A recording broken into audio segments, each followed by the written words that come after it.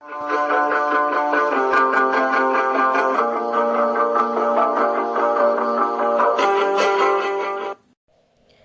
Friends, இது உங்கள் win and shine. நான் உங்கள் Chalukya Chelladurai.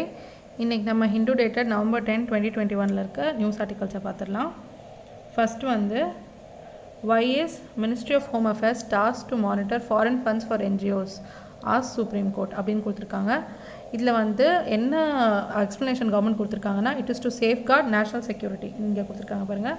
It is to safeguard national security says government as please challenge changes to FCRA. அதாவது என்னென்னா, சுப்ரீம் கோர்ட்டில் வந்து சேலஞ்ச் பண்ணியிருக்காங்க, நிறைய பேர் சேலஞ்ச் பண்ணியிருக்காங்க. என்னென்னா மெயினாக வந்து NGOs சேலஞ்ச் பண்ணியிருக்காங்க. ஏன்னா மினிஸ்ட்ரி ஆஃப் ஹோம் அஃபேர்ஸ் வந்து இதை வாட்ச் பண்ணிகிட்ருக்காங்க. அதாவது FCRA ஃபண்ட்ஸை, ஃபாரின் கான்ட்ரிபியூஷன் ரெகுலேஷன் ஆக்ட் கீழே வர ஃபண்ட்ஸை வந்து மினிஸ்ட்ரி ஆஃப் ஹோம் அஃபேர்ஸ் வந்து வாட்ச் பண்ணிகிட்ருக்காங்க. இது ஏன் பண்ணிகிட்ருக்காங்கங்கிறத வந்து நிறைய பேர் சேலஞ்ச் பண்ணியிருக்காங்க சுப்ரீம் கோர்ட்டில். சுப்ரீம் கோர்ட் வந்து அதுக்கு வந்து எக்ஸ்ப்ளனேஷன் கேட்டிருக்காங்க. அதுக்கு வந்து நேஷ்னல் செக்யூரிட்டி தான் ரீசன் அப்படின்னு வந்து சொல்லியிருக்காங்க. ஓகேங்களா? இதில் வந்து நம்ம சாலிசிட்டர் ஜெனரல் வந்து என்ன ஸ்டேட்மெண்ட் கொடுத்துருக்காரு அப்படின்னு மென்ஷன் பண்ணியிருக்காங்க. இதை வந்து படிங்க. அதாவது என்னென்னா, there is an element of national security integrity of the nation involved here. ஓகேங்களா? why should someone sitting in some foreign country pay? வேறு கண்ட்ரியில் இருக்கவங்க எதுக்கு நம்மளுக்காக பே பண்ணணும் அப்படின்னு வந்து கேட்குறாரு. every transaction is watched by the Ministry of Home Affairs from the very beginning. முன்னாடியிலேருந்தே எல்லா டிரான்சாக்ஷனையும் பார்த்துட்டு இருக்காங்க. money has come to fund Naxal activities அப்படின்னு வந்து சொல்கிறார். ஓகேங்களா? இவர் வந்து நக்சல் ஆக்டிவிட்டீஸ்க்காக தான் அங்கேருந்து மணி வருது அப்படின்னு வந்து சொல்லியிருக்காரு. அதையே வந்து இந்த பேராகிராஃப்லையும் மென்ஷன் பண்ணியிருக்காங்க. IB inputs, Information Bureau inputs படி Mr. Mehta said Intelligence Bureau inputs have shown that foreign funds entering India were used to fund activities to destabilize national peace and security அப்படின்னு தெளிவாக கொடுத்துருக்காங்க. IB கொடுத்த report படியும் national peace and செக்யூரிட்டியை வந்து குலைக்கிறதுக்காகவே அது வந்திருக்கு அப்படின்னு வந்து சொல்லியிருக்காங்க. அந்த ஆர்டிக்கலோட கண்டினியூஷனை வந்து நம்ம பேஜ் நம்பர் 10 பார்க்கலாம். இதில் வந்து தெளிவாக ஒரு பேராகிராஃப் கொடுத்துருக்காங்க. இதை வந்து நல்லா பாருங்கள். இதில் என்ன கொடுத்துருக்காங்கன்னா, you cannot become a commission agent for just receiving and distributing foreign funds for retaining 20% of the funds for administrative expenses அப்படின்னு கொடுத்துருக்காங்க. என்னென்னா, எந்தெந்த NGOs வந்து ஃபாரின் ஃபண்டிங்ஸ் வாங்குறாங்களோ அவங்க வந்து 20% ஆஃப் த ஃபண்ட்ஸ் வந்து அவங்களோட அட்மினிஸ்ட்ரேட்டிவ் எக்ஸ்பென்சஸ்க்காக யூஸ் பண்ணுறாங்க. இப்போது நம்ம ஏதாவது நல்லது பண்ணோம் அப்படிங்கிறதுக்காக ஒருத்தங்கிட்டேருந்து ஃபண்ட்ஸ் வாங்கினோன்னா அது வந்து 100%மே நம்ம வந்து அந்த நல்லது பண்ணுறதுக்காகவே யூஸ் பண்ணுமே தவிர, மற்ற 20% ஆஃப் த ஃபண்ட்ஸ் வந்து அவங்க எதுக்கு அட்மினிஸ்ட்ரேட்டிவ் எக்ஸ்பென்சஸ்க்காக யூஸ் பண்ணுறாங்க அப்படிங்கிற கொஸ்டினை வந்து எழுப்பியிருக்காங்க. இப்போ வந்து நம்ம க்ரீன் பீஸ் எக்ஸாம்பிள் எடுத்துப்போம். க்ரீன் பீஸுங்கிற NGO வந்து நம்ம பேன் பண்ணியிருக்கோம். எதுக்குன்னா, இப்போ வந்து நம்ம கவர்மெண்ட் வந்து ஏதாவது ஒரு டேம் கட்டணும் அப்படின்னு வந்து முடிவெடுத்திருப்பாங்க. ஓகேங்களா? அந்த டேம் கட்டும்போது அந்த ஏரியா கீழே இருக்கவங்கள வந்து வேறு இடத்துக்கு மாற்றுவாங்க. ஓகேங்களா? வேறு இடத்துக்கு வந்து பட்டா போட்டு அந்த லேண்டை கொடுப்பாங்க. அதுக்கப்புறம் வீடு கட்டி தருவாங்க. அந்த மாதிரி அதாவது பண்ணி காம்பன்சேட் பண்ணி மாற்றுவாங்க. பட் ஆனால் இந்த க்ரீன் பீஸ் அப்புறம் வேறு மற்ற NGOஸ்லாம் என்ன பண்ணோன்னா, பீப்புளுக்கு வந்து சப்போர்ட் பண்ணி கேஸ் போட்டு அந்த இடத்துல வந்து டேம் கட்ட விடாமலோ இல்லை எந்த டெவலப்மெண்ட் ஆக்டிவிட்டீஸ் வர விடாமலோ பார்த்துப்பாங்க. அப்படி பண்ணுறதுனால என்ன நடக்கும்னா, இந்தியாவோட நிறைய டெவலப்மெண்ட்ஸ் வந்து ஸ்டால் ஆகுது. டெவலப்மெண்ட்ஸ் வந்து அப்படியே நிற்கிது. ஓகேங்களா? ஸோ இதனால் என்ன சொல்ல வராங்கன்னா, ஃபாரின் ஃபண்டிங் எதுக்கு நடக்குதுன்னா,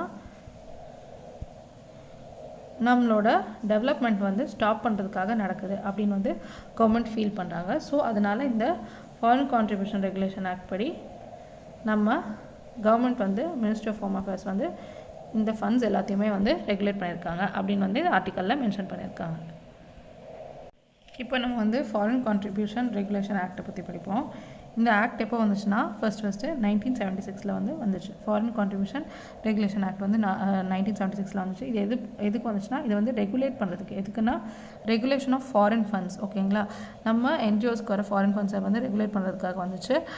இது வந்து நம்ம நேஷ்னல் செக்யூரிட்டியோ மற்ற எதையுமே அஃபெக்ட் பண்ணாத மாதிரி பார்த்துக்கிறது தான் இந்த ஃபாரின் கான்ட்ரிபியூஷன் ரெகுலேஷன் ஆக்டோட ஒர்க். ஓகேங்களா?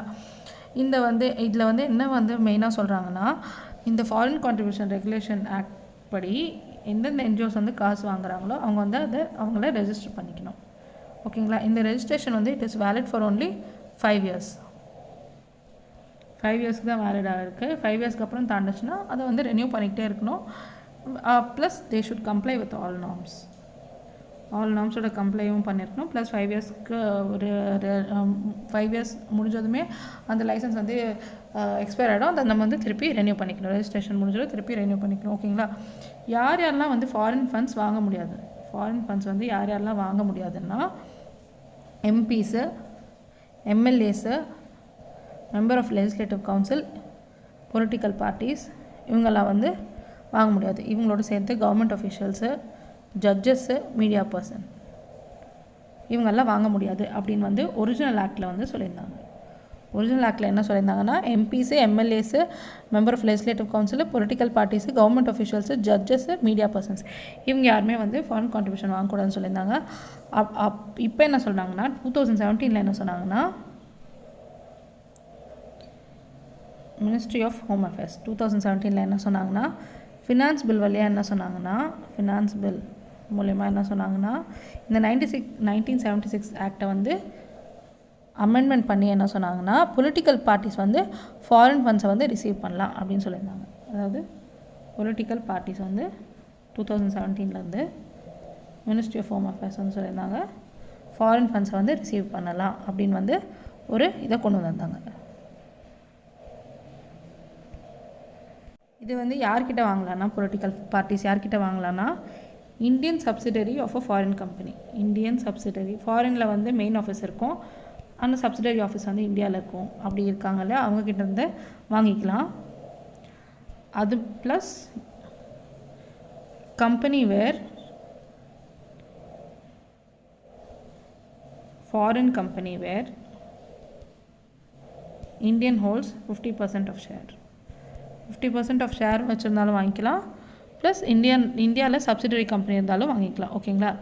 இதில் ஒரு புது கான்செப்ட் கொண்டு வந்தாங்க. எதுக்குன்னா இந்த க்ரீன் பீஸ் மாதிரி ஆர்கனைசேஷன்ஸை வந்து கொஞ்சம் கையில் வச்சுருக்கணும், அதாவது கொஞ்சம் கட்டுப்பாட்டில் வச்சுருக்கணுன்றதுக்காக பியர் ரெஃபரன்ஸ் கேட்டகரி அப்படின்னு கொண்டு வந்திருந்தாங்க. இந்த பியர் ரெஃபரன்ஸ் கேட்டகரினா என்னென்னா இது வந்து ஃபாரின் கான்ட்ரிபியூஷன் ரெகுலேஷன் ஆக்ட் படி 2010 வந்து அமெண்ட் பண்ணாங்க.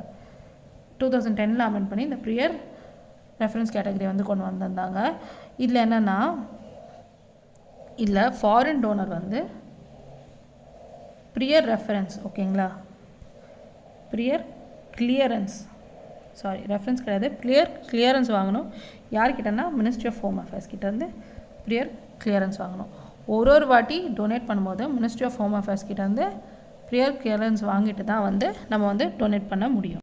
இதுக்கு ரெஸ்பான்சிபிள் யாருன்னா ministry of home அஃபேர்ஸோட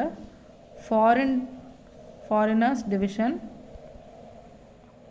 of the FCRA wing, foreigners division of FCRA wing தான் இதுக்கு வந்து ரெஸ்பான்சிபிள். அதாவது எந்த என்ஜிஓக்கு வந்து ஒரு ஃபாரினர் டொனேஷன் கொடுக்கணுன்னாலும் ப்ரியர் ரெஃபரன்ஸ் கேட்டகரியில் மினிஸ்ட்ரி ஆஃப் ஹோம் அஃபேர்ஸோட பர்மிஷனை வாங்கியிருக்கணும். ஓகேங்களா? இதை பார்த்துக்கிறது வந்து மினிஸ்ட்ரி ஆஃப் ஹோம் அஃபேர்ஸோட foreigners division wing of FCRA wing அப்படின்னு வந்து சொல்லியிருக்காங்க. இதை வந்து நீங்கள் நல்லா ஞாபகம் வச்சுக்கணும். ஸோ எஃப்சிஆர்ஏன்னா என்ன, யார் யாரெல்லாம் டொனேஷன் வாங்க முடியாது, அப்புறம் ப்ரியர் ரெஃபரன்ஸ் கேட்டகரினா என்ன அப்படிங்கிறத வந்து நீங்கள் நல்லா ஞாபகம் வச்சுக்கணும். இப்போ நம்ம நெக்ஸ்ட் ஆர்டிக்கலுக்குள்ளே போயிடலாம். இப்போ நம்ம எடிட்டோரியலுக்கு வந்துட்டோம். இதில் வந்து காட் அண்ட் கிராஸ் ஃபயர். ஓகேங்களா? இன்றைக்கி மோஸ்ட் ஆஃப் த எடிட்டோரியல் வந்து மோஸ்ட்டாக பொலிட்டிக்கல் பார்ட்டி ரிலேட்டடாக காங்கிரஸ், பிஜேபி அந்த மாதிரி ரிலேட்டட் எடிட்டோரியல்ஸாக தான் இருக்குது. ஸோ ரொம்ப கம்மியான எடிட்டோரியல்ஸ் தான் இன்றைக்கி பார்க்க போகிறோம். ஸோ இன்றைக்கி வந்து மெயினான எடிட்டோரியல் என்னென்னா காட் அண்ட் கிராஸ் ஃபயர். இதுதான் வந்து ஒரு முக்கியமான எடிட்டோரியல். ஓகேங்களா? இதில் வந்து India and Pakistan must ensure that fishermen are not victims of deterioration and ties. அதாவது இந்தியாவுக்கும் பாகிஸ்தானுக்கும் நடக்கிற பிரச்சனையில் ஃபிஷர்மென் வந்து சாகக்கூடாது அப்படிங்கிறது தான் இதில் மெயினான விஷயமாக கொடுத்துருக்காங்க. ஓகேங்களா? இப்போது இந்தியாவோட பார்டர் எதுன்னா, அதாவது கட்ச் ஏரியாவில் இருக்க பார்டர் எதுன்னா, இது வந்து பாகிஸ்தானோட பார்டர், அதாவது சிந்துன்னு சொல்லலாம். இது சிந்து, இது கட்ச் அப்படின்னு சொன்னால் இங்கே வந்து ஒரு லைன் இருக்குது. ஓகேங்களா? இதுதான் 1914 அக்ரிமெண்ட் படி போட்ட லைன். ஓகேங்களா? 1914 அக்ரிமெண்ட் படி பாகிஸ்தானும் இந்தியாவும் டிசைட் பண்ணி போட்ட லைன் வந்து இங்கே இருக்குங்க, கட்ச் பக்கத்தில் இருக்குது, க்ரீன் கலரில் இருக்குது. ஓகேங்களா? பட் ஆனால் தால்வேக் பிரின்சிபல் வந்து ஒரு இன்டர்நேஷ்னலி அக்ரீட் பிரின்சிபல். அது ஆக்சுவலாக என்னென்னா இப்போ ஒரு 2 கண்ட்ரிக்கு நடுவில் ஒரு நேவிகபிள் வாட்டர் ரூட் இருக்குதுன்னு வச்சுக்கோங்களேன். ஒரு 2 கண்ட்ரிக்கு நடுவில் நேவிகபிள் வாட்டர் ரூட் இப்படி இருக்குதுன்னு வச்சுக்கோங்களேன். இந்த வாட்டர் ரூட்டில் நடுவில் இருக்கிறது தான் வாட்டர் ரூட்டுக்கு நடுவில் இருக்கிறது தான் 2 கண்ட்ரிக்கும் இருக்க பவுண்டரி லைன் அப்படின்னு சொல்லுவாங்க. ஓகேங்களா. ஸோ இது வரைக்கும் பாகிஸ்தான் ஆளுங்களும் வரலாம், இது வரைக்கும் இந்தியன் ஆளுங்களும் வரலாம். இதுதான் வந்து தால்வைக் பிரின்சிபல்னு சொல்லுவாங்க. பட் ஆனால் இப்போ வந்து இது கட்ச் இது அப்படின்னு வச்சுக்கோங்க. இந்த இடத்த தான், இந்த க்ரீன் லைனை தான் வந்து 1914 போட்ட அக்ரிமெண்ட் படி இந்த லைனை தான் வந்து அவங்க இன்னும் நம்ம பார்டராகவே நினச்சிட்ருக்காங்களே, அவங்களோட பார்டராகவே நினச்சிட்ருக்காங்களே தவிர அவங்க ஆளுங்க வந்து இது வரைக்கும் வரலாம், நம்ம ஆளுங்க இதை க்ராஸ் பண்ணக்கூடாது. இது வந்து ஒரு டிஸ்கிரிமினேஷனாக படலை, உங்களுக்கே படுது இல்லைங்களா. ஸோ அந்த மாதிரி பண்ணக்கூடாது. ஸோ இந்த இடத்த க்ராஸ் பண்ணும்போது நிறைய ஃபிஷர்மேன் வந்து கொல்றது, பிடிச்சி வச்சுக்கிறது, அந்த மாதிரி நிறையா பண்ணியிருக்காங்க. ஸோ இது வந்து ஒரு தப்பான விஷயமா தெரியுது. அது மட்டும் இல்லாமல் கார்கில் வார் முடிஞ்சு கொஞ்ச நாளில் அட்லாண்டிக் இன்சிடெண்ட் அப்படின்னு ஒன்று நடந்துச்சு. ஓகேங்களா. அட்லாண்டிக் இன்சிடெண்ட் படி இந்த லைனை க்ராஸ் பண்ண ஒரு ஃப்ளைட்டோ மிலிட்ரி ஏர்க்ராஃப்டையோ வந்து இந்தியன் பார்டர்ஸில் இருக்காங்க சுட்டுட்டாங்க. இதில் வந்து 16 பாகிஸ்தானிஸ் வந்து கொல்லப்பட்டிருந்தாங்க. ஸோ இது இன்னும் டென்ஷனை வந்து இன்க்ரீஸ் பண்ணுச்சு. எதுனா அட்லாண்டிக் இன்சிடெண்ட் வந்து 2008 மும்பை அட்டாக்ஸ்க்கு அப்புறம் இன்னுமே இந்த பார்டரை வந்து க்ளோஸாக மானிட்டர் பண்ணிகிட்ருக்காங்க. இந்த பார்டரை வந்து ரொம்ப க்ளோஸாக மானிட்டர் பண்ணிகிட்ருக்காங்க அப்படின்னு சொல்லலாம். ஏன்னா இந்த வழியாக நிறைய இன்ஃபில்ட்ரேஷன் நடக்குதுங்கிறதுனால இந்த பார்டரை வந்து ரொம்ப க்ளோஸாக வாட்ச் பண்ணிகிட்ருக்காங்கன்னு நம்ம சொல்லலாம். ஓகேங்களா. இதில் வந்து இந்த பேராகிராஃபில் தெளிவாக கொடுத்துருக்காங்க பாருங்கள். According to national fish workers forum there are 558 Indian fishermen in Pakistani jails and 74 from Pakistan in Indian prisons. ஓகேங்களா. நம்மளோட ஆளுங்க அங்கே 558 இருக்காங்க, ஆனால் 74 அவங்க ஆளுங்க நம்மக்கிட்ட இருக்காங்க. that the forum calculates that 1200 Indian fishing vessels are in Pakistan's custody. ஓகேங்களா. இது ரொம்ப இம்பார்ட்டண்டான point. the families of these imprisoned people are in penury. consular access to those in prison is difficult. only 295 of the 558% in Pakistan could have their nationality verified அப்படின்னு சொல்லியிருக்காங்க. So இதனால civilians ரொம்ப affect ஆகுறாங்க அப்படின்னு வந்து தெளிவாக சொல்லியிருக்காங்க. ஓகேங்களா. ப்ளஸ் இங்கே ஒரு இம்பார்ட்டன்ட் பாயிண்ட் கொடுத்துருக்காங்க. என்னென்னா 2007 வந்து both countries formed a joint judicial committee வந்து 2007 வந்து 2 கண்ட்ரிஸும் சேர்ந்து ஃபார்ம் பண்ணியிருக்காங்க. இதில் வந்து 8 ரிட்டையர்ட் ஜட்ஜஸ் வந்து எடுத்திருக்காங்க. 4 from each side, 4 from Pakistan side, 4 from India side. 2 எதுக்கு பண்ணியிருக்காங்கன்னா எக்ஸ்சேஞ்ச் ஆஃப் சிவில் பிரிசனர்ஸ், அதாவது இந்த பார்டர் க்ராஸ் பண்ண இந்தியன்ஸையும் அந்த பார்டர் க்ராஸ் பண்ண பாகிஸ்தான் ஆளுங்களும் நம்ம மாற்றி பிடிச்சி வச்சுருந்தோம் இல்லைங்களா, அது வந்து ரிசால்வ் பண்ணுறதுக்காக வந்து இந்த ஜுடிஷியல் கமிட்டி வந்து செட்டப் பண்ணாங்க. ஆனால் இது 2013 ஒழுங்காக ஒர்க் ஆகிறதில்ல. ஓகேங்களா. இதை ரிவைவ் பண்ணணும் 2018 ட்ரை பண்ணிகிட்ருக்காங்க. பட் ஆனால் அதுவும் நடக்கலை. ஓகேங்களா. ஸோ இதனால் யார் ரொம்ப அஃபெக்ட் ஆகுறதுனா சிவிலியன்ஸ் தான் வந்து ரொம்ப அஃபெக்ட் ஆகுறாங்க அப்படின்னு வந்து இந்த ஆர்டிக்கலில் வந்து தெளிவாக மென்ஷன் பண்ணியிருக்காங்க. இந்த ஏரியாவை நம்ம ஏன் ரொம்ப இம்பார்ட்டண்ட்டாக பார்க்கணுன்னா இங்கே வந்து ஃபிஷ் ரிசோர்ஸஸும் எனர்ஜி ரிசோர்ஸஸும் வந்து ஜாஸ்தியாக இருக்குது. ஓகேங்களா. ஸோ ஃபிஷ்ஷும் எனர்ஜி ரிசோர்ஸஸும் இங்கே ஜாஸ்தியாக இருக்கிறதுனால இந்த ஏரியாவை வந்து நம்ம இம்பார்ட்டண்ட் ஏரியாவாக பார்க்குறோம். ஓகேங்களா. ஸோ கன்க்ளூஷன் என்ன சொல்லியிருக்காங்கன்னா both countries must avoid any escalation in tensions on account of the latest incident. ஓகேங்களா. இந்த மாதிரி நிறைய ஃபிஷர்மேன் அங்கேருந்து கொள்றதுனாலையும் நம்ம ஃபிஷர்மேனை பிடிச்சி வச்சுக்கிட்டு விட மாட்டோம்னு சொல்கிறதுனாலையும் எந்த டென்ஷன்ஸும் நடக்கக்கூடாது. இதை வந்து ப்ராப்பரான வேலை ரிசால்வ் பண்ணணும் அப்படின்னு வந்து இந்த ஆர்டிக்கலில் சொல்லி முடிச்சிருக்காங்க. ஓகே ஃப்ரெண்ட்ஸ், இப்போ நம்ம நெக்ஸ்ட் நியூஸ் ஆர்டிக்கல்குள்ளே போயிடலாம். இதில் வந்து India needs to sign up for life course immunisation அப்படின்னு கொடுத்துருக்காங்க. The COVID-19 vaccination drive is a reminder that the benefits of many vaccines have yet to reach the adult population. அதாவது வேக்சின்னாலே நம்ம ஊரில் என்ன நம்ம யோசிப்போம்னா குழந்தைங்களுக்கு தான் மெயினாக போடணும், சில்ட்ரன் தான் மெயின். போலியோ சொட்டு மருந்தாகட்டும், அம்மைக்கு மருந்து போடுறதாகட்டும், எதுவாக இருந்தாலும் சில்ட்ரன் தான் மெயின் அப்படின்னு வந்து நம்ம கன்சிடர் பண்ணுவோம். பட் ஆனால் இந்த COVID-19 வேக்சினேஷன் வந்து நம்மளுக்கு என்ன ப்ரூவ் பண்ணியிருக்குன்னா அடல்ட்ஸும் வந்து ஈக்குவலாக இம்பார்ட்டண்ட் அப்படின்னு ப்ரூவ் பண்ணியிருக்கு. ஓகேங்களா. Most of the vaccination drives வந்து targeted for children and not for adults அப்படிங்கிறது வந்து இந்த ஆர்டிக்கலில் வந்து தெளிவாக மென்ஷன் பண்ணியிருக்காங்க. ஓகேங்களா. இதில் ஒரு வார்த்தை கொடுத்துருக்காங்க பாருங்கள். த ஃபேக்ட் தட் வேக்சின்ஸ் ஒரு நிமிஷம் இருங்க. The fact that vaccines ever since the first vaccine against smallpox became available in 1978 has always been for wider age group including for adults. Has always been for a far wider age group including for adults அப்படின்னு கொடுத்துருக்காங்க. However, after the eradication of smallpox and the launch of expanded program on immunization across the world in 1978, எல்லா எஃபர்ட்ஸுமே சில்ட்ரனுக்கு மட்டும்தான் போச்சு. ஓகேங்களா. 1798 first vaccine வந்தப்போ for wider age குரூப்பை வந்து consider பண்ணாங்க.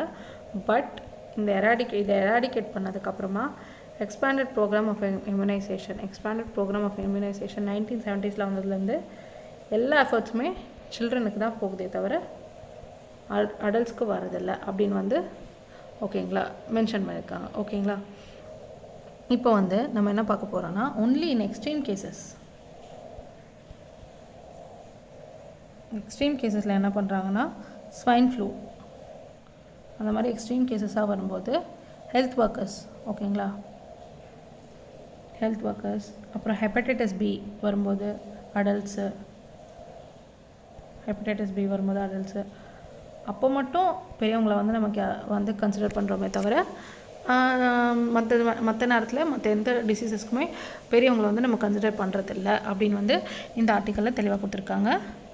ப்ளஸ் இங்கே ஒரு பேராகிராஃபில் கொடுத்துருக்காங்க பாருங்கள். Following the outbreaks of Japanese encephalitis in the years 2005-6 in the years that follow, India had concluded mass scale Japanese encephalitis vaccination in the endemic districts. ஓகேங்களா அப்படின்னு கொடுத்துருக்காங்க. அதே மாதிரி ஸ்வைன் ஃப்ளூ வந்தப்போ அதை நான் இப்போ மென்ஷன் பண்ணேன். ஸ்வைன் ஃப்ளூ வந்தப்போ இந்த மாதிரி பெரியவங்களுக்கு வேக்சின் போட்டாங்க. ஓகேங்களா. எப்போவுமே இந்த பெரியவங்களுக்கு வேக்சின் அடல்ட்ஸ்க்கு வேக்சின் போடணுன்னா அதுக்கு வந்து ப்ரைவேட்ஸ் தான் முன் வந்திருக்காங்க, ப்ரைவேட் ஆர்கனைசேஷன்ஸ் தான் வந்து முன் வந்திருக்காங்க. அவங்களோட ஹெல்த் ஒர்க்கர்ஸ்க்கு போடுறதா இருக்கட்டும், மற்றபடி நர்சஸ்க்கு போடுறதா இருக்கட்டும், ப்ரைவேட் ஆர்கனைசேஷன்ஸ் முன் வந்ததுனால தான் இது வந்து ரொம்ப கம்மியாக இருந்திருக்கு. அடல்ட் வேக்சினேஷன் வந்து ரொம்ப கம்மியாக இருந்திருக்கு. இதே வந்து சில்ட்ரனுக்கு வந்து வேக்சின் போடணுன்னா அது கவர்மெண்ட்டே வந்து கையில் எடுத்ததுனால தான் வேக்சினேஷன் ட்ரைவ் வந்து ஜாஸ்தியாக இருந்துச்சு அப்படின்றத இந்த ஆர்டிக்கலில் வந்து மென்ஷன் பண்ணியிருக்காங்க. ஓகேங்களா. இதில் வந்து சஜஷன்ஸ் எல்லாம் கொடுத்துருக்காங்க இந்த ஆர்டிக்கலில். என்ன சஜஷன்ஸ் கொடுத்துருக்காங்கன்னா, சஜஷன்ஸ் என்ன நோட் பண்ணிக்கோங்க. National technical advisory group on immunisation. ஓகேங்களா. National technical advisory group on immunisation NTAGI. ஓகேங்களா. இவங்க என்ன பண்ணோன்னா they should look in to the idea of adult vaccination. ஓகேங்களா. சில்ட்ரன் வேக்சினேஷனை மட்டும் அவங்க கன்சிடர் பண்ணாமல் they should look in to the idea of adult vaccination அப்படின்னு வந்து இதில் வந்து தெளிவாக கொடுத்துருக்காங்க. இந்த பேராகிராஃபில் மென்ஷன் பண்ணியிருக்காங்க பாருங்கள். NTGA வந்து அதை வந்து பார்க்கணும் அப்படின்னு வந்து கொடுத்துருக்காங்க. அது மட்டும் இல்லாமல் ரோட் மேப் போடணும். எதுக்குன்னா அடல்ட் வேக்சினேஷனுக்காக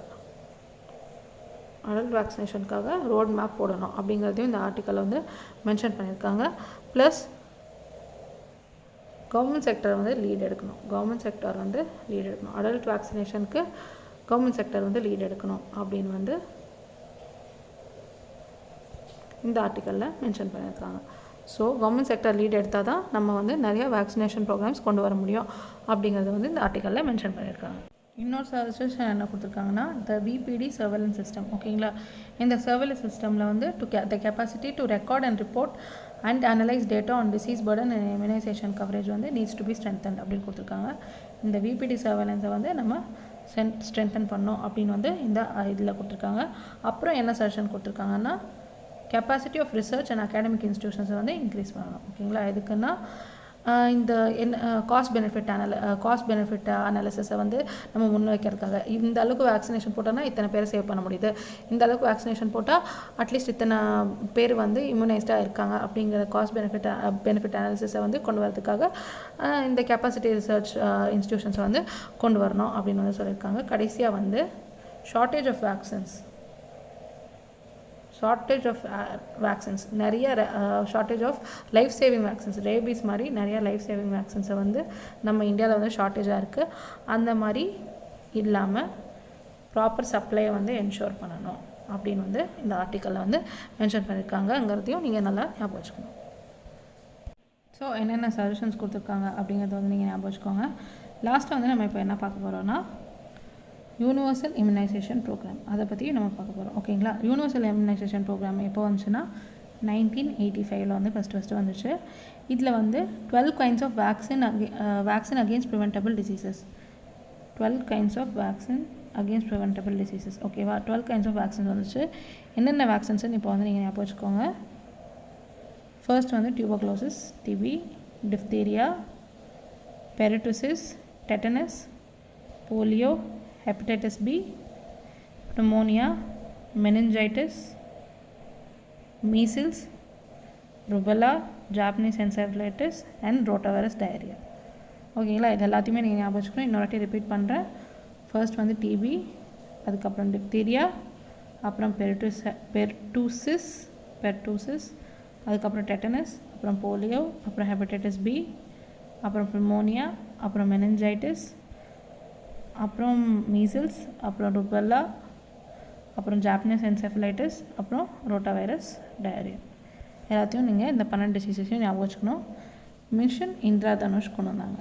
மிஷன் இந்திரதனுஷ் எதுக்கு கொண்டு வந்தாங்கன்னா, இது எப்போது லான்ச் பண்ணாங்கன்னா டிசம்பர் 2014 வந்து லான்ச் பண்ணாங்க. இதில் வந்து 89 lakh சில்ட்ரனை வந்து இம்யூனைஸ் பண்ணாங்க. யாருன்னா எதர் அன்வேக்சினேட்டடாக இருந்தாங்க, இல்லை பார்ஷியலி வேக்சினேட்டடாக இருந்தாங்க. இதில் யூனிவர்சல் இம்யூனைசேஷன் ப்ரோக்ராம் கீழே வேக்சினேட்டடாகவோ இல்லை பார்ஷியலி வேக்சினேட்டடாகவோ இருந்தவங்க, அன்வேக்சினேட்டடாகவோ இல்லை பார்ஷியலி வேக்சினேட்டடாகவோ இருந்தவங்களை வந்து இம்யூனைஸ் பண்ணியிருந்தாங்க. இதில் வந்து என்னென்ன டிசீஸ் கவர் பண்ணியிருந்தாங்கன்னா 7 டிசீசஸ் வந்து கவர் பண்ணாங்க. அதில் வந்து 12 யூனிவர்சல் வேக்சினேஷன் இம்யூனைசேஷன் ப்ரோக்ராமில் வந்து 12 கவர் பண்ணியிருந்தாங்க. இதில் வந்து 7 கவர் பண்ணாங்க. என்னென்னா diphtheria, whooping cough, tetanus, polio, tuberculosis, measles, hepatitis B. ரெண்டுத்தில் நிறைய டிசீஸஸ் ஓவர்லேப் ஆகுது. ஓவர்லேப் ஆகிற என்னென்னதுன்னு நீங்கள் பார்த்துக்கோங்க. ஓகேங்களா, இதில் ஒரு முக்கியமான பாயிண்ட் நீங்கள் ஞாபகம் வச்சுக்கணும். என்னென்னா vaccination against Japanese encephalitis and Haemophilus influenza type B is being provided in selected districts of the country. ஓகேங்களா, vaccination against tetanus is also provided to pregnant women. tetanus vaccination வந்து pregnant womenக்கும் கொடுத்தாங்க. அப்புறம் Japanese என்செஃபலைட்டிஸ்க்கும் Haemophilus influenza B. ஓகேங்களா, இந்த 2 வேக்சினேஷனும் வந்து selected districts of the கண்ட்ரியில் வந்து கொடுத்தாங்க. ஓகேங்களா, ப்ரெக்னென்ட் உமனுக்கும் போடுற வேக்சினேஷன் என்னென்னா டெட்டனஸு, அதுக்கப்புறம் ஜாப்பனீஸ் என்செஃபலைட்டிஸும் ஹீமோஃபிலஸ் இன்ஃப்ளூயன்ஸா பியும் வந்து செலக்டட் டிஸ்ட்ரிக்ட்ஸ் ஆஃப் த கண்ட்ரியில் மட்டும்தான் கொடுத்தாங்க. அப்படிங்கிறதையும் நீங்கள் நல்லா ஞாபகம் வச்சுக்கணும். ஸோ ஃபைனலாக என்ன சொல்லி முடிச்சிருக்காங்கன்னா, drafting and developing a national adult vaccination policy and strategy for India could be one such concrete step in the direction. அதாவது இங்கே கொடுத்துருக்க மாதிரி drafting and developing a national adult vaccination policy and strategy for India could be one such concrete step in this direction. எந்த டைரக்ஷன்னா adult vaccination நான் வந்து increase பண்ணுற டைரக்ஷனில் இது வந்து ரொம்ப ஹெல்ப் பண்ணும் அப்படின்னு வந்து இந்த ஆர்டிக்கலில் சொல்லி கம்ப்ளீட் பண்ணியிருக்காங்க.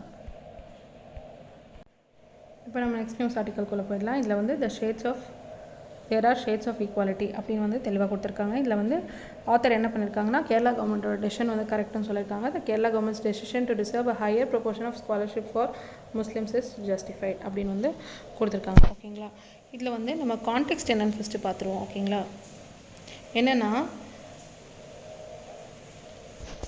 ஸ்காலர்ஷிப். ஓகேங்களா, scholarships to minority students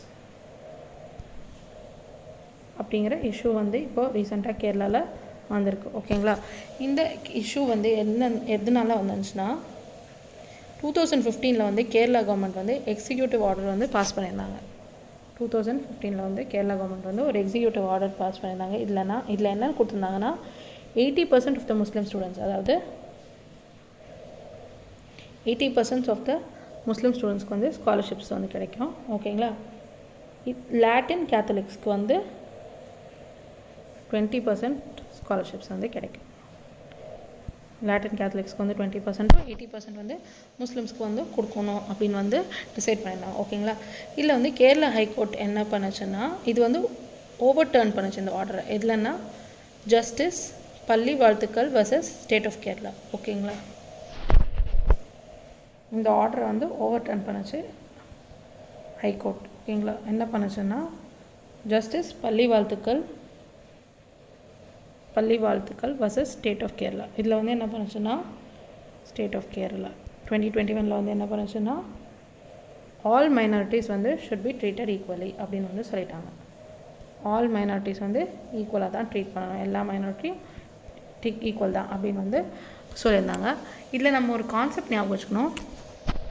all equal should be treated equally and all unequal should be treated unequally அப்படின்னு வந்து நம்ம ஒரு கான்செப்டை வந்து ஞாபகம் வச்சுக்கணும். ஓகேங்களா, இது ஏவிடைசியோட கான்செப்ட்னு நினைக்கிறேன். I am not sure, but I will check and let you no.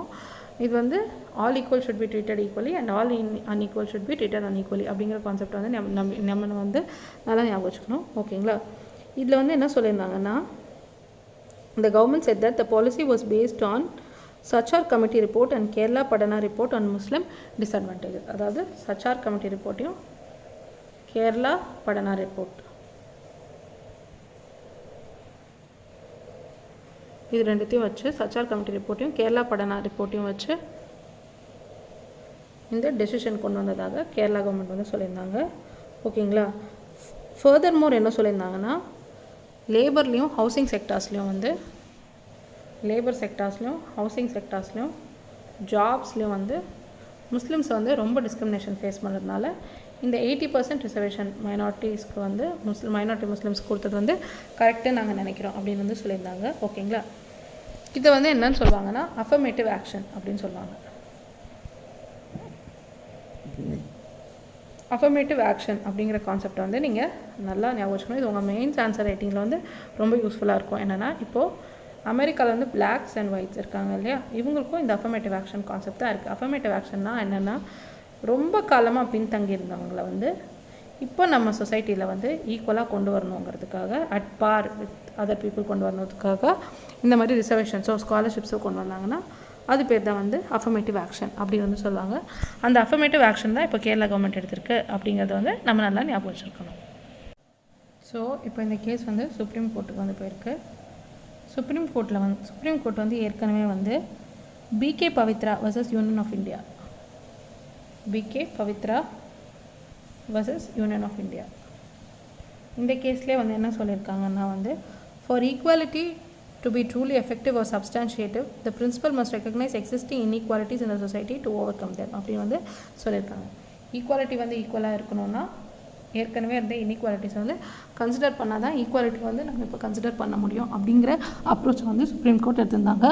அதே அப்ரோச் வந்து இப்போவும் இந்த கேஸில் எடுத்து நல்ல ஜட்ஜ்மெண்ட் கொடுப்பாங்க அப்படிங்கிறது வந்து நம்ம வந்து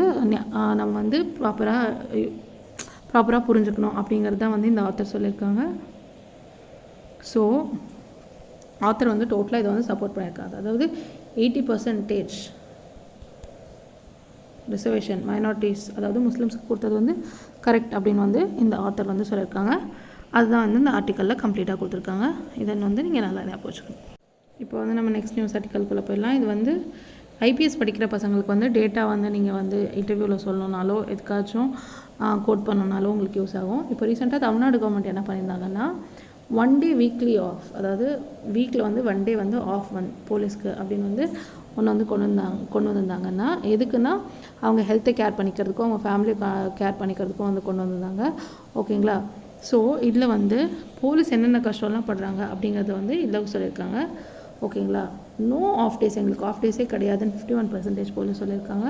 1 ஆஃப் டேன்னு வந்து 26%, 2 off days or more then 4% of போலீஸும் நோ ரெஸ்பான்ஸே கொடுக்காம 19% போலீஸும் வந்து போயிருக்காங்க. ஸோ இதை வச்சு நீங்கள் என்ன தெரிஞ்சுக்கலாம்னா போலீஸோட லைஃப் வந்து எவ்வளோ ஹெக்டிக்காக இருக்குது அப்படின்னு வந்து சொல்லியிருக்காங்க. ஓகேங்களா?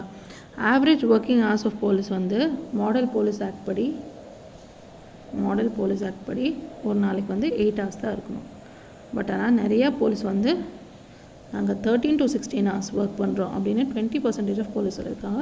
ஸோ அவங்களோட நிலைமை எவ்வளோ மோசமாக இருக்குது அப்படின்னு நம்ம தெரிஞ்சுக்கலாம்.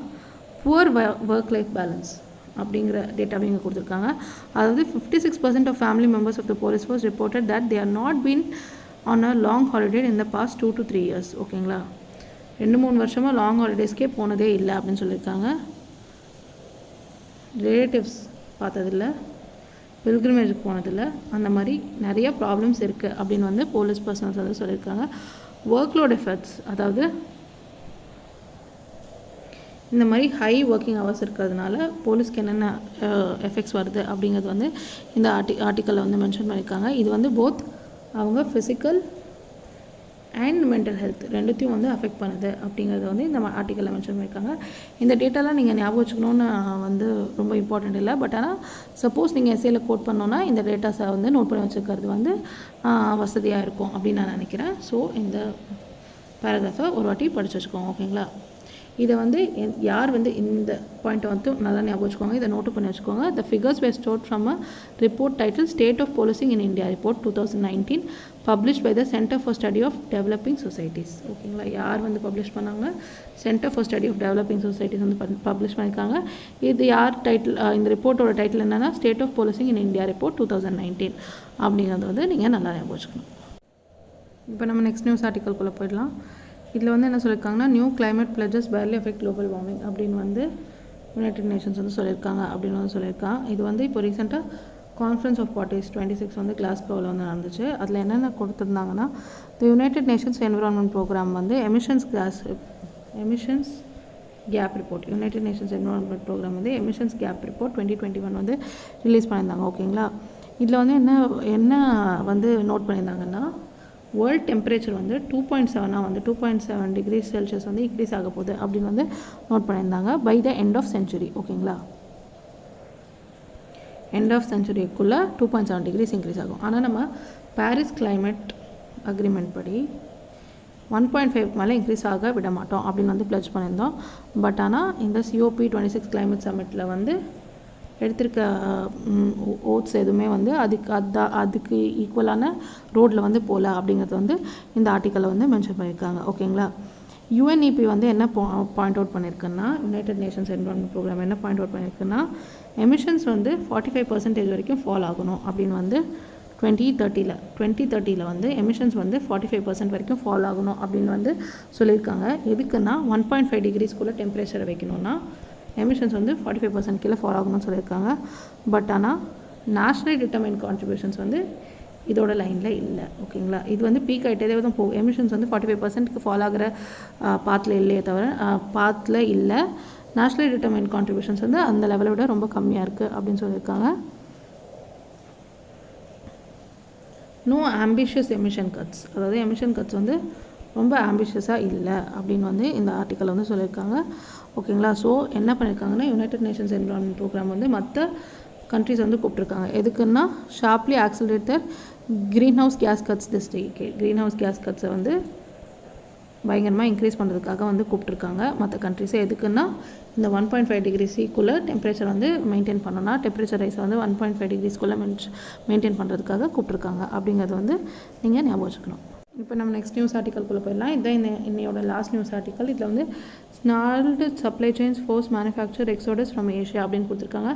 Fashion and shoe retailers relocating production to Balkans Latin America to sites closer to stores in US, Europe. ஓகேங்களா, இது வந்து எதுக்கு சொல்லியிருக்காங்கன்னா, major clothing and shoe companies, இந்த ஃபர்ஸ்ட் பேராகிராஃபில் பாருங்கள், major clothing and shoe companies are moving to production to countries closer to US and European stores, smarting from a resurgence in cases of the Delta variant of the novel coronavirus. novel coronavirus வந்து Delta variant வந்து வந்துட்டு இருக்கிறதுனால எந்தெந்த கண்ட்ரீஸ்லனா Vietnam, சைனாவில் வந்து வந்துட்டு இருக்கிறதுனால இவங்களோட ப்ரொடக்ஷன் வந்து ஸ்லோ டவுன் ஆயிருக்கு. So major clothing and shoe companies வந்து அவங்களோட இதை வந்து கம்பெனிஸ் வந்து வேறு இடத்துக்கு மாற்றிட்டு இருக்காங்க. மெயினாக வந்து US அண்ட் யூரோப்பியன் ஸ்டோர்ஸ்க்கு வந்து மாற்றிட்டு இருக்காங்க அப்படின்னு சொல்லியிருக்காங்களா. இதில் வந்து மேசிவ் ஷிப்பிங், இந்த COVID-19 கிரைசிஸ்னால கோவிட்-19னால என்ன நடந்திருக்குன்னா, மேசிவ் ஷிப்பிங் லாக்ஜாம் நடந்திருக்கு. அதாவது சப்ளை செயின்ஸ் வந்து டிஸ்டர்ப்ட் ஆகிருக்கு, குளோபல் சப்ளை செயின் வந்து டிஸ்டர்ப்ட் ஆகிருக்கு, லாஜிஸ்டிக் காஸ்ட் வந்து ஜாஸ்தியாக இருக்குது. அதனால வந்து ஃபேஷன் அண்ட் ஷூ ரிட்டெயிலர்ஸ் என்ன பண்ணுறாங்கன்னா, அவங்க வந்து ரீலோகேட் பண்ணிகிட்ருக்காங்க. அவங்க ப்ராடக்ட்ஸ், அவங்க கம்பெனிஸை வந்து ரீலோகேட் பண்ணிகிட்ருக்காங்க. எதுக்குன்னா அவங்களோட ப்ராஃபிட்ஸை இன்க்ரீஸ் பண்ணுங்கிறதுக்காக அவங்க கம்பெனிஸை வந்து பால்கன்ஸ்க்கும் லாட்டின் அமெரிக்காவுக்கும் ரீலோகேட் பண்ணிகிட்ருக்காங்க. ஏஷியாவில் வந்து இதனால் இன்வெஸ்ட்மெண்ட்ஸ் வந்து கம்மியாக வாய்ப்பு ஜாஸ்தியாக இருக்குது அப்படிங்கிறது வந்து இந்த ஆர்டிக்கலில் மென்ஷன் பண்ணியிருக்காங்க. ஸோ இதோட நம்மளோட நியூஸ் ஆர்டிகல்ஸ், அதாவது November 10, 2021 நியூஸ் ஆர்டிகல்ஸ் வந்து கம்ப்ளீட் ஆகுது ஃப்ரெண்ட்ஸ். ஸோ நல்லா படிங்க. All the best. தேங்க்யூ.